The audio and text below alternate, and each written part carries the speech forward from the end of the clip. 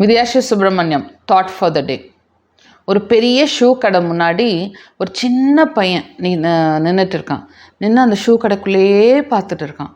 அப்படியே அவன் வந்து அந்த குளிரில் நடுங்கிட்டு இருக்கான். காலெல்லாம் அப்படியே சில்லுன்னு அப்படியே வெடத்து அப்படியே பார்த்துட்டே இருக்கான்.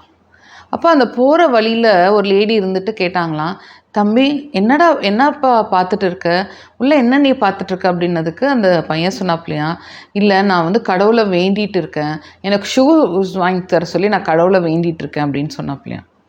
இதை கேட்டுட்டு அந்த லேடி இப்படியே ஸ்மைல் பண்ணிவிட்டு அந்த பையனை உள்ளே கூட்டிகிட்டு போயிட்டு அந்த கடையில் கேட்குறாப்புல, இந்த பையனுக்கு ஏற்ற ஷூ ஒன்றும் 6 சாக்ஸும் கொடுங்க அப்படின்னு சொல்கிறாப்புல.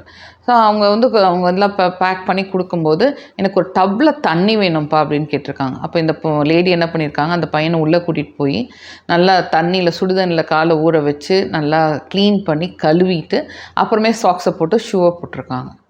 பண்ண இந்த பையனுக்கு அப்படியே கண்ணில் தண்ணி.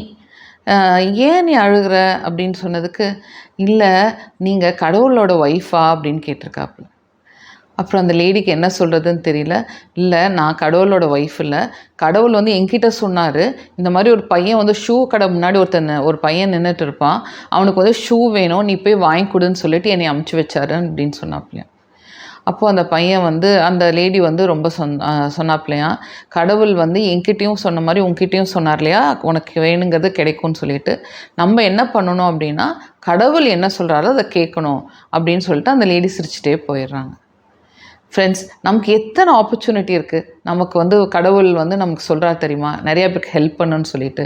நம்ம எந்த ரூபத்தில் ஹெல்ப் பண்ணுறோமா இல்லையா அப்படின்னு சொல்லிட்டு நம்ம பார்க்கணும்.